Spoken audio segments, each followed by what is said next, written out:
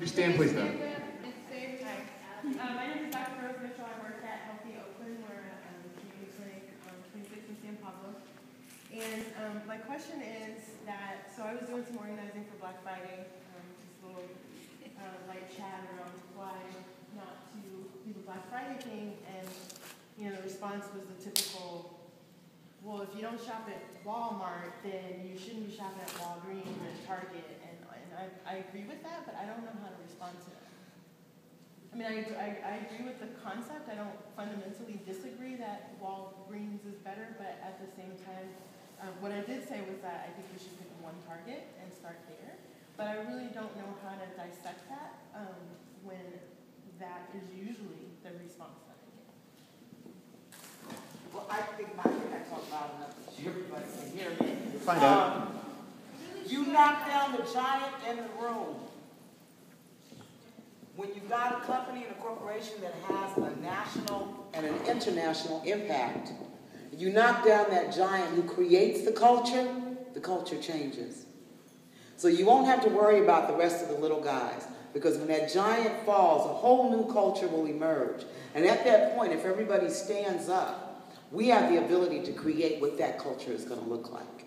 So the response is, those are little guys, that's not going to make a difference. We want to knock out the giant because we want substantive change.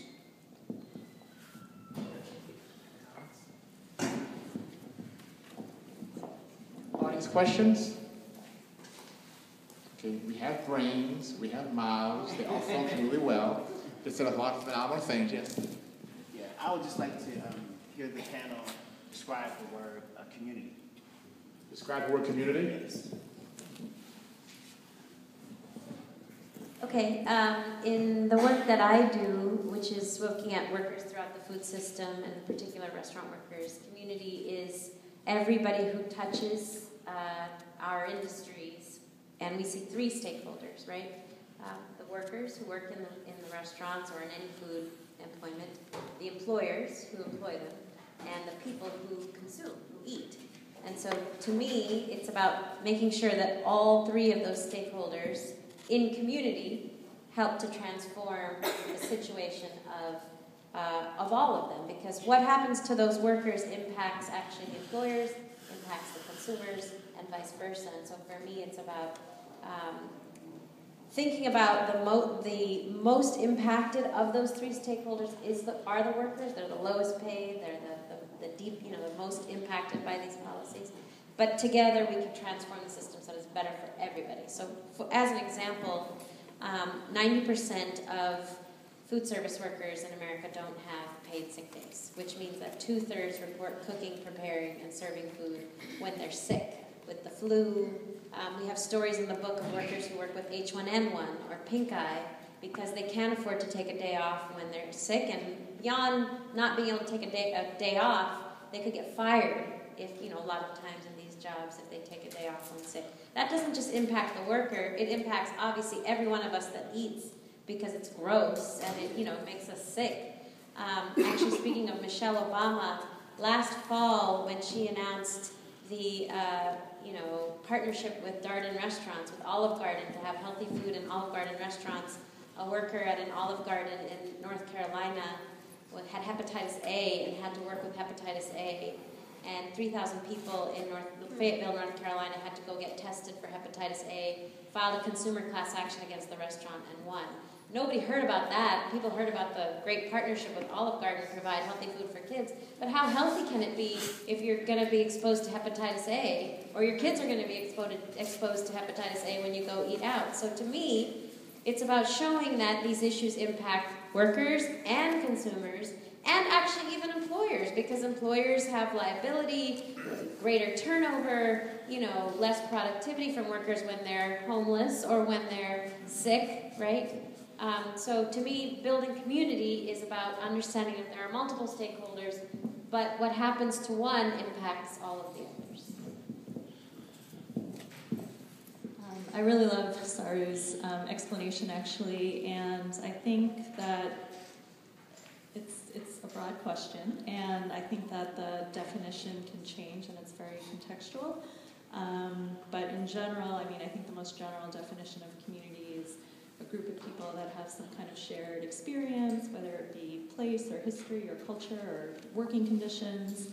And so I think it is very context specific. I don't know if I have much to add. I think folks who share parts of their lives with each other, but in a very personal way. So I mean, you know, not the virtual community thing, the Facebook. It's not a community, not really. For me, there is a very visceral, physical aspect of human interaction, and there's also an aspirational piece for me too. So it's not just the daily living and being together, whether it's physically in a neighborhood or some overlapping aspect of how we may share our lives together, but it's also what we share in terms of our hopes and dreams for the future, and building community around that as well, because then we start thinking about, you know, these old teachings of the next 7 generations, and what does that actually mean for us, and how are we, as this group with this shared dream, stewarding that vision and working towards that.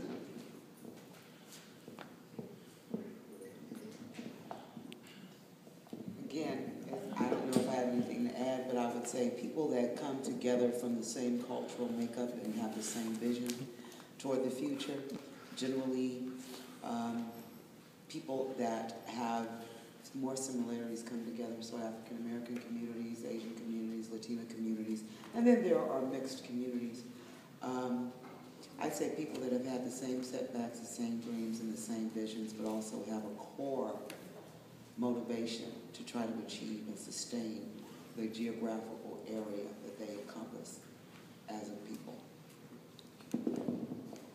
Other audience questions?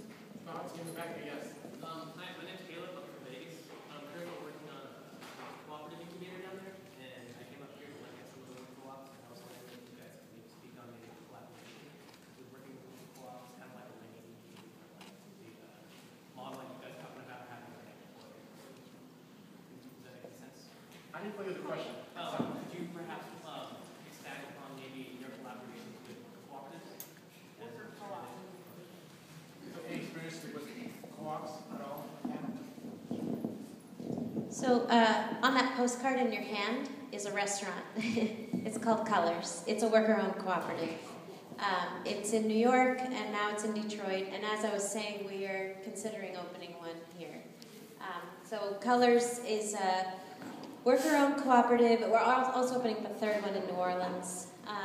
And so there's a book that was written about us called The Accidental American, and that's the book that Danny Glover's making the movie off of. So if you read that book, there's a chapter in it about our extreme amounts of struggle that we went through to open that restaurant, organize about 50 workers who had lost their jobs at Windows on the World and were displaced from the World Trade Center to open that restaurant. It was a lot of struggle, pain.